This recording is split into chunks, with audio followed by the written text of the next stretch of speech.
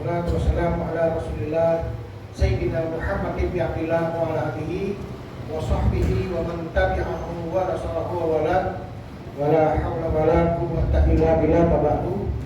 Hadirin hadirat jemaah salat Isya beserta tarawih yang dimuliakan Allah. Alhamdulillah kita masuk malam ke 23, malam ganjil ya kebetulan. Di sini kita semuanya bersyukur kepada Allah karena memang kita diwajibkan bersyukur kepada Allah dan kepada orang-orang yang ada di sekitar kita, khusus orang tua. Makanya di dalam sabda ayat Tadhkuruni azkurkum, kata Allah, ingatlah kau kepadaku, azkurkum, saya aku akan ingat kepadamu. Washkuruli, dan bersyukurlah kepadaku, wala takfurun, dan janganlah kalian mengingkari. Jadi artinya kalau pengen kita diingat sama Allah, kita juga ingat sama Allah.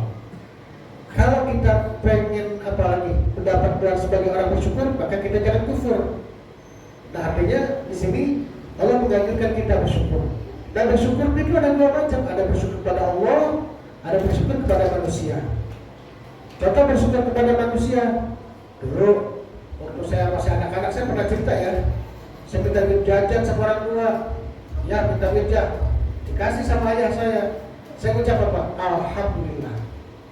Ayah saya nggak protes, besokannya minta jajan lagi, dikasih duit, alhamdulillah. Pas besokannya jajan lagi minta duit, apa kata ayah saya? Bersyukur lu, terima kasih lu sama saya lu. Loh kan hakikatnya dari Allah, tapi kan sebabnya dari siapa? Dari ayah saya. Karena saya bilang, alhamdulillah, terima kasih banyak. Nah makanya kalau para hadirin dikasih hadiah nih sama orang, alhamdulillah kepada Allah, terus terima kasih kepada manusia. Makanya alhamdulillah terima kasih banyak ya. Kita dikasih duit sama orang tua, dikasih duit, dikasih apa? Alhamdulillah terima kasih banyak. Jadi alhamdulillahnya bersyukur kepada Allah, terima kasihnya kepada manusia. Nah artinya posisi orang tua, khususnya ibu dan bapak, itu seakan-akan nomor 2 setelah Allah. Ini makanya bersyukur yang masih punya orang tua atau masih tinggal di kampung gitu ya. Dia pulang kampung nanti nih, bakal ketemu sama orang tuanya, ya Allah gila, anaknya pulang dalam keadaan sehat, dalam keadaan berkah, senang orang tuanya tuh. Karena ketika kita bermunajat kepada Allah dan minta doa kepada orang tua, itu doanya orang tua posisinya seperti Nabi Muhammad SAW. Kalau orang tua saya udah meninggal, mertua saya udah meninggal, makanya saya kemarin pulang kampung sebelum puasa, saya ziarah ke makam. Nah bapak-bapak yang udah meninggal, orang tuanya kirimin doa. Tapi kalau orang tuanya masih hidup, masya Allah bersyukur, itu salah satu gerbang surga menuju ke sana sebab dengan orang tua kita.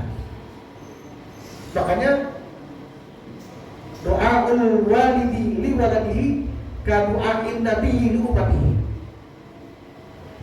Doanya orang tua terhadap anaknya seperti doanya Nabi terhadap umatnya. Nabi Muhammad kalau doa manjur gak? Manjur. Contoh Mus'ab bin Umair, itu dulu penggembala kambing. Nabi minta air susu kambing yang kering, susu kambingnya kurus, kambing kurus. Pas diusap, susunya mengembang, keluar susu banyak. Kata Mus'ab bin Umar, ajarin aku dong, masih anak-anak gitu. Dipegang sama Nabi Muhammad, insya Allah kan nanti jadi orang pintar. Jadi ulama besar. Ada Nabi yang doain. Siapa yang sama dengan Nabi doanya? Orang tua. Makanya saya termasuk yang dulunya kita semua pakai jadi anak muda, suka gak nyakitin orang tua? Suka. Lawan sama orang tua, suka kita.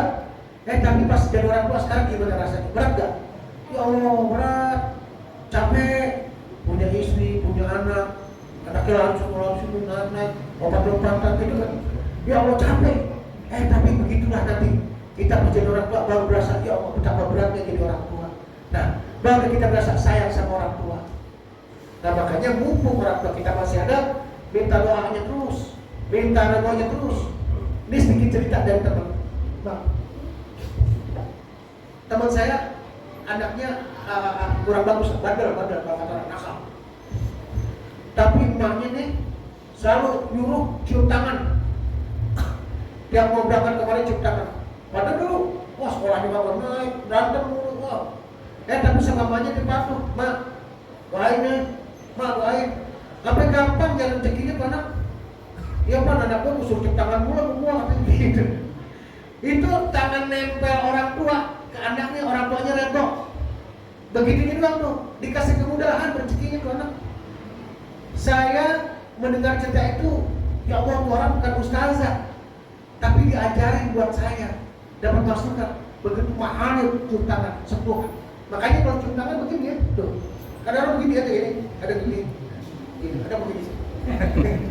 Cium, tangan emaknya bau sambal, bau bawang, bau ini cium tangannya mak.